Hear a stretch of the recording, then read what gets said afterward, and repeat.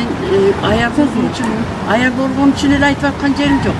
Калыс карап калыстык менен караганда кыргыз аялындай акылман, кыргыз аялындай эр жүрөк, баатыр, биздин баатыр апаларыбыз өткөн өзүңөр жакшы билесиңер.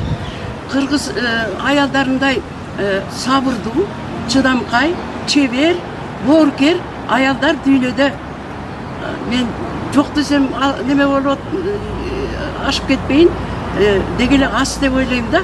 Ошондой дүйнөдөгү аялдардын ошо бүтүн биз атам заманында бери ата бабаларга эр шаркак, баягы аял жакшы, эр жакшы деп келген. Анан ошо аял жакшы болсо үй жакшы, аял жакшы болсо коом жакшы. Анан кийин ошол негизди мына азыркы турмуш деле көрсөтүп атпайбы? Аялдар багып атпайбы? Үй бүлөнү көбүнчө. Анан кийин ошону менен ошо аялдын жүрөгүндө мээрим бар. Аялдын жүрөгүндө акыл бар. Аялдын жүрөгүндө сабырдуулук бар. Боорукерлик, кайрымдуулук бар. Анан кийин ошо квотаны абдан колдойм мен.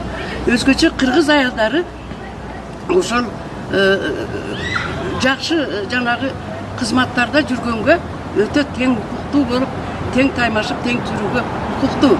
Анткени биздин энелерибиз ошондой болгон. Биздин өткөн апаларыбыз ошондой болгон.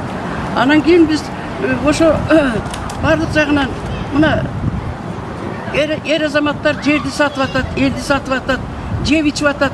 Ошондойлор аялдар бар бүгүн. Аялдар андай ишке барбайт деп ойлойм. Тиги калыстык менен карайт.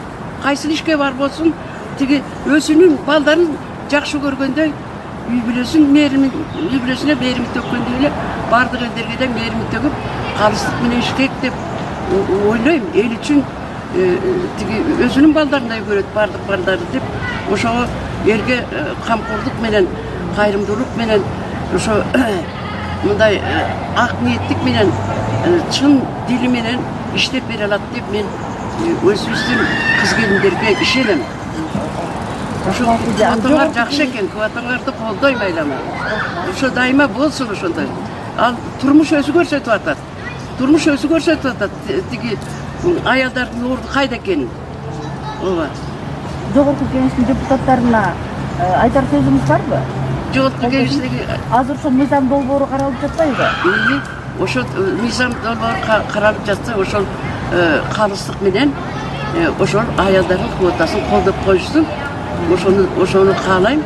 Анан ошо бардык депутаттар ошо эл үчүн иштегенге аракет кылышсын деп тилегимди айтам. Эл үчүн жакшы бир маселелерди, жакшы закондорду кабыл алып, анан эл үчүн иштегенге аракет кылышсын деген. Эле баарыбыз эле ниетибиз ошо, тилегибиз ошого айланат. Рахмат эже.